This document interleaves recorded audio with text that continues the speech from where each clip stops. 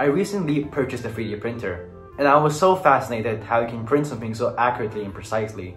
So I wanted to make a project with it. So one day, me and my friend, who was also an aspiring engineer, were playing a mini game on Nintendo Switch. This game was Toy Curling, a miniature version of curling on the Nintendo Switch, an intensive duel between two players. This game was incredibly interesting. So, why not make this into a reality? Why not make toy curling into something physical? Especially since the last 2 years before university is incredibly stressful, we wanted to bring this idea to the school's common room and help our school community. We want them to be able to interact and have fun with this minigame. So right away, we began sketching ideas for this project. We wanted to first create a launching mechanism in which the player can adjust strength they want to shoot at and also the angle. This will help the game to become more strategic. So I don't remember exactly what we did on the first idea of sketching, but it might have looked something like this.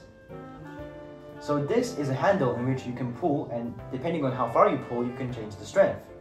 This will be also attached to a cylinder of some sort so that you can change the angle. Right here is where you place the curling stone. And of course, the springs will be here. So in this initial idea, we chose to have 2 springs. So after designing this in Fusion 360, we printed the design out, and it looks like this. Unfortunately, this mechanism had lots of flaws. Firstly, it's a waste of material on the edges. And second, it is not strong enough. As you can see, it broke on our first launch and one of the springs disappeared. By our second design, our curling board has arrived. I've chosen a curling board because I can very easily draw on it and also very easily remove it, but it won't smudge by hand. And also, it's a very smooth material, so the curling stones can glide smoothly. And so, this led us to our second design, in which a rough sketch can be seen on the board. Here we can see the acrylic board, and here is the donut cutout. Here is a full donut on which we'll place this mechanism, which is the same from last time. You can pull it back, and depending on how far you pull, it changes the strength. After hours of designing in Fusion 360 and printing, we have this. Here we can see the donut shape, and here's the mechanism which can be pulled back. Depending on how far you pull, you can adjust the strength. And since this donut shape is within the wall, you can also turn it, and that allows you to change the angle. Now, the advantage with this design is the donut shape is very stable, meaning it won't break the first time you try to pull it back.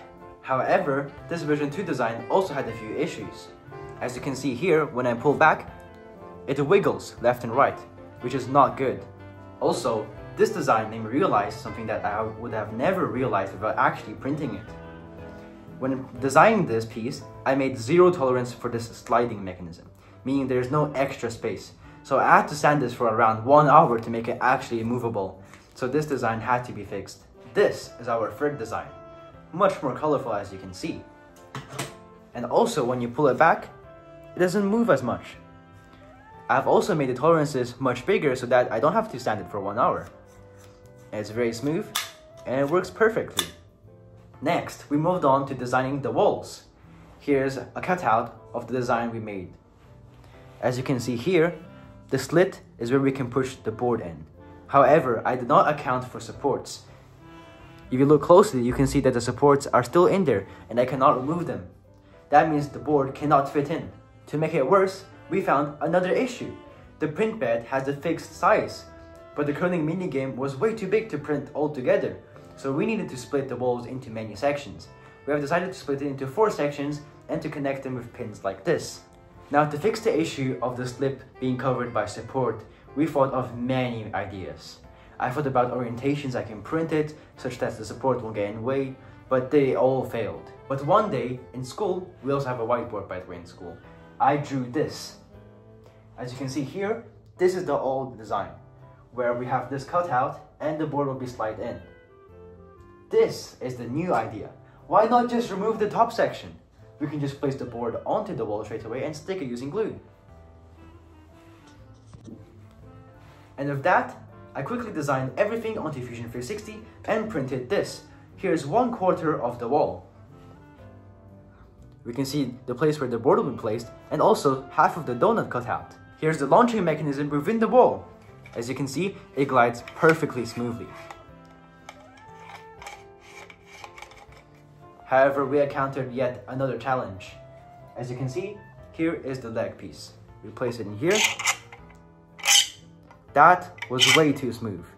That is a big issue. It just falls right out. Similar issues can be seen here. Here is where I plan to add sand to add weight, and here's the lid, which will cover it all. Again, I've left too much empty space because I was so worried about tolerances from the launching mechanism.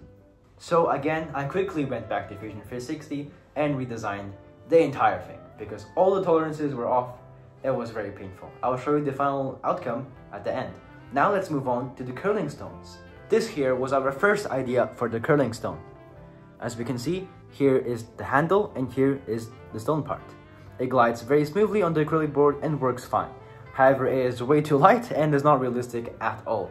So I designed a second idea. In the second idea, I want to make this slightly bigger so that I can even fit a metal bowl in the bottom. This would make the center of mass lower, thus making it harder to knock down. So very happily, I quickly designed this and I printed it. Unfortunately, I met a spaghetti failure. I checked everything to make sure nothing was wrong, and it turns out I just got unlucky. So I reprinted it, and this is what I got. In the bottom, there's a cutout where this metal bead is placed in, and I use a hammer to put the lid on. This curling stone design worked flawlessly. It almost never fell towards its side, and it smoothly glided through the acrylic board. Everything seemed to be working perfectly, so I decided to print out every single piece.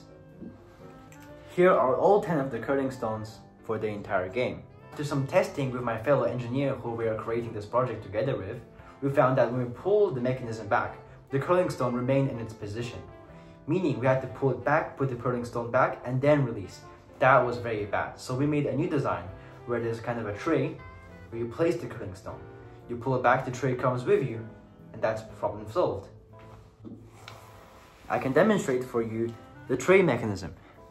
Here we place a curling stone and then we can pull it back. As you can see, the curling stone follows me as I pull it back and it releases perfectly. And here is the finished product.